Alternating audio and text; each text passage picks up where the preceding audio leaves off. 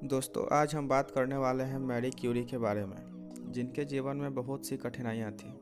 बावजूद इसके उन्होंने अपने मेहनत एवं लगन से अपने आप को सफलता के शिखर तक पहुंचाया। 1903 में नोबेल पुरस्कार से अलंकृत होने वाली वह पहली महिला वैज्ञानिक थी। इसके अतिरिक्त 2 नोबेल पुरस्कार पाने वाले भी वह एकमात्र महिला थी। दूसरी बार उन्हें यह पुरस्कार सन 1911 में मिला। मैरी स्क्लोडोवस्का क्यूरी पोलैंड में जन्मी फ्रांसीसी रसायनज्ञ एवं भौतिकविद थी। दोस्तों, अगर आप हमारे चैनल पर नए हैं तो इसे सब्सक्राइब कर लें तथा नोटिफिकेशन ऑन कर लें, क्योंकि हमारे चैनल पर आपको इसी तरह की बायोग्राफी वीडियोस तथा अन्य वैल्यूएबल वीडियोस देखने को मिलेंगे।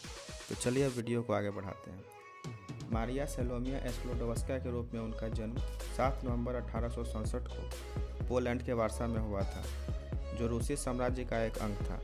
वह व्लादिस्लाव एवं ब्रोनिस्लावा स्क्लोडोवस्का की 5वीं एवं सबसे छोटी संतान थी। मैरी के माता पिता दोनों ही शिक्षक थे। वर्ष 1877 में मैरी ने एक बोर्डिंग स्कूल में जाना प्रारंभ किया, जिसके बाद उन्होंने लड़कियों की व्यायामशाला में प्रवेश ले लिया। 12 जून 1883 को 16 वर्ष की आयु में उन्होंने अपना कोर्स पूरा कर लिया, जिसके लिए उन्हें स्वर्ण पदक भी प्रदान किया गया। वे उच्च शिक्षा में आवेदन करने में असमर्थ थीं, क्योंकि उन दिनों लड़कियों को अधिक पढ़ने की अनुमति नहीं दी जाती थी। लेकिन शीघ्र ही उन्हें फ्लाइंग यूनिवर्सिटी नामक एक संस्थान मिल गया, जिसमें लड़कियों को प्रवेश दिया जाता था। यूनिवर्सिटी में कुछ समय बिताने के बाद मैरी ने वार्सा में अध्यापिका के रूप में काम करने का निर्णय ले लिया। इसके बाद वे मध्य पोलैंड के पूर्वी भाग में अध्यापिका के रूप में सुजुकी चले गए। वहाँ अपने पिता के रिश्तेदारों के यहाँ अध्यापिका बन गई। कुछ वर्षों तक मैरी ने स्वाध्याय एवं पुस्तकें पढ़ने में बिताया। वे वार्सा चली गईं और वहां अध्यापिका की नौकरी कर ली और उसके साथ साथ फ्लाइंग यूनिवर्सिटी में पढ़ाई भी करती रहीं।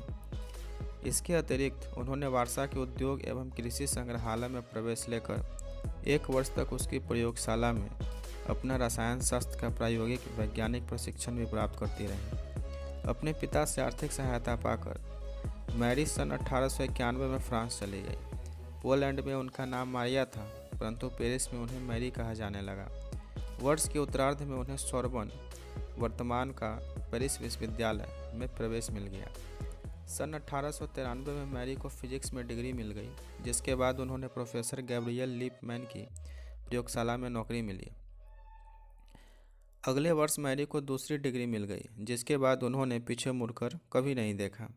उनका वास्तविक वैज्ञानिक करियर तब शुरू हुआ जब उन्हें राष्ट्रीय उद्योग प्रोत्साहन समिति की ओर से विभिन्न प्रकार के स्टील की चुंबकीय मात्राओं की जांच को सौंपा गया, परंतु उसके लिए प्रयोगशाला की आवश्यकता थी।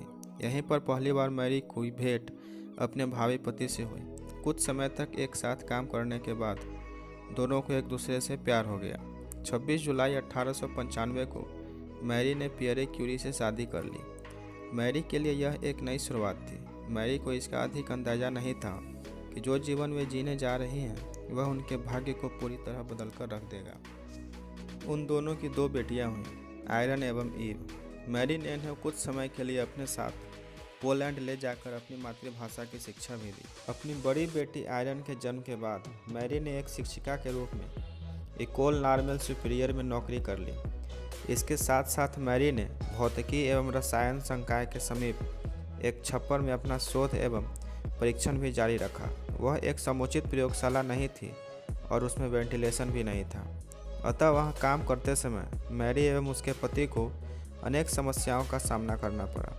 मुख्य कठिनाई रेडियोधर्मिता के संपर्क में आने को लेकर थी। चूँकि दोनों रेडियो सक्रिय तत्वों के साथ काम कर रहे थे और उन्हें रेडियोधर्मिता के हानिकारक प्रभावों का ज्ञान नहीं था, अतः वह बिना कोई सावधानी बरते काम करती रहीं, जिसकी कीमत मैरी को बाद में चुकानी पड़ी।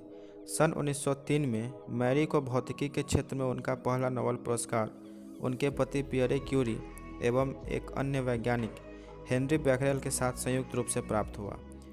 19 अप्रैल 1906 को एक सड़क दुर्घटना में पियरे की मृत्यु हो गई। अचानक मिली इस खबर ने मैरी को हिला कर रख दिया, लेकिन वह उन्हें जीवन में आगे बढ़ने से नहीं रोक पाई। इस घटना के 1 महीने बाद मैरी सोर्बन की प्रथम महिला प्रोफेसर बनी। सन 1911 में the royal academy of sciences ने क्यूरी को रसायन शास्त्र में दूसरा नोबेल पुरस्कार प्रदान किया। अपना पुरस्कार प्राप्त करने के बाद मैरी को अस्पताल में भर्ती कराया गया, जहां उन्हें गुर्दे की बीमारी होने का पता चला। लगभग 14 महीने तक काम से दूर रहने के बाद मैरी दिसंबर 1912 में वापस लौटी। अपने परिवार की भांति मैरी भी अत्यंत देशभक्त थी। प्रथम विश्व युद्ध के दौरान उन्होंने शल्य चिकित्सकों की सहायता भी की। मैरी ने रेडियोलॉजी इन वॉर नामक पुस्तक भी लिखी, जो सन 1919 में प्रकाशित हुई।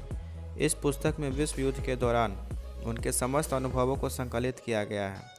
इन्हें वारसा में रेडियम संस्थान की स्थापना का श्रेय भी दिया जाता है, जो सन 1932 में प्रारंभ हुई। उनकी अंतिम पुस्तक रेडियो एक्टिविटी सन 1935 में मरणोपरांत प्रकाशित हुई। सन 1934 के प्रारंभ से ही मैरी का स्वास्थ्य क्षीण होने लगा। 4 जुलाई 1934 को दक्षिण पूर्वी फ्रांस के छोटे से कस्बे पैसी में स्थित सांसेल्मोज सैनिटोरियम में मैरी की मृत्यु हो गई। वे अप्लास्टिक एनीमिया से पीड़ित थीं। ऐसा माना जाता है कि यह रोग उन्हें लंबे समय तक रेडियोधर्मिता के संपर्क में रहने के कारण हुआ। मैरी को सियास्क कब्रिस्तान में उनके पति की कब्र के निकट दफनाया गया। मैरी की मृत्यु के कुछ वर्षों बाद उनकी पुत्री ईव क्यूरी ने उनकी जीवनी लिखी, जिसे नाम दिया गया मैडम क्यूरी।